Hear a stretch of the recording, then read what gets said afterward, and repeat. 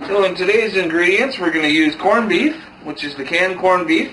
We're going to use a half a pack of crackers, 2 eggs.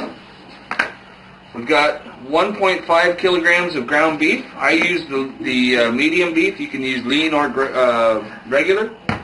Our spices are garlic, Cajun, steak spice, and oregano leaves. So we're going to start off with our corned beef. This is canned corned beef. You take 1 full can, just chop it down, and this is where you're going to get a lot of the flavor for your burger. So you want to fry this up and fry it up good. Try and get it nice and crispy, golden brown.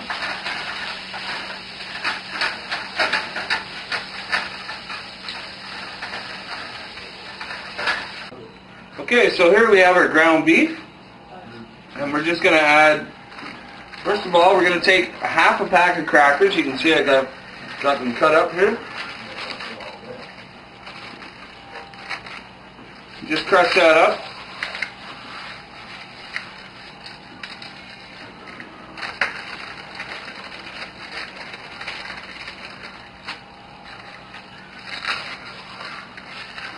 Okay, and then after the half a pack of crackers, you're going to take 2 eggs. 1, 2. Okay. And then with the Cajun spice, we're going to use our, just so you can measure these out, it'll be perfect. You're going to take a tablespoon. You're going to measure 1, 2, 3 tablespoons of Cajun. And we move on to our steak spice, and this is really important. This is what makes your burger, along with the corned beef. You got 1, 2, 3, 4 tablespoons of steak spice.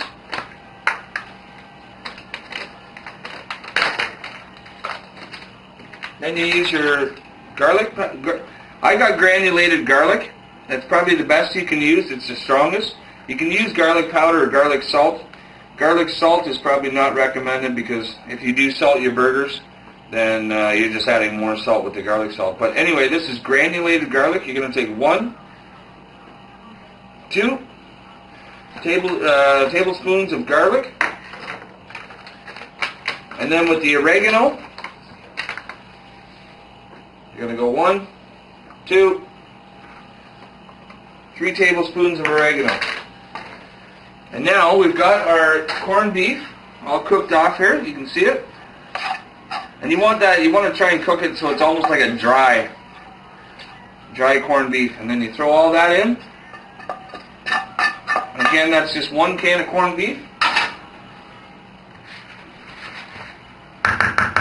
And you can use a spoon if you want, but I prefer to just do this all by hand. Makes it a lot quicker and easier. And you got to mix this up well so that your garlic, all your steak spice, everything all comes together.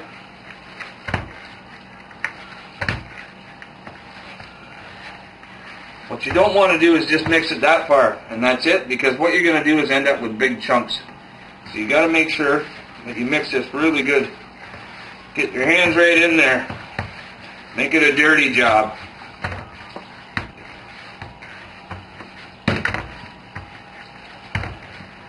So probably it's going to take you about 5 minutes of good mixing just to make sure everything's all consistent and each bit of the spices are all over the meat. Okay, so now this, it all depends on if you want to do yours on the barbecue, but you're going to form them in patties. Okay, it all depends on how you want to do them. I like to do mine in the oven. Plus it's winter time, so I can't go on the barbecue. But yeah, so you're just going to form patties out. And I mean, these are going to thicken up and shrivel up. So you want to try and get them so they're a half decently round size with a good thickness to them. maybe 1/2 inch thick, because eventually they'll get bigger, and that's all you do for that.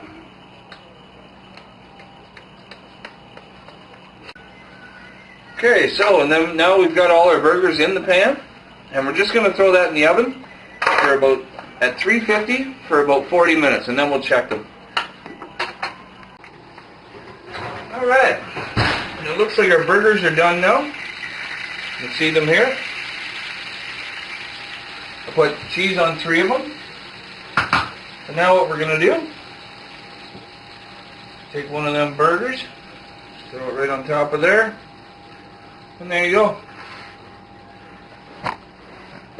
There you have the Remmy burger. And that's the Remmy burger. So enjoy your barbecue season.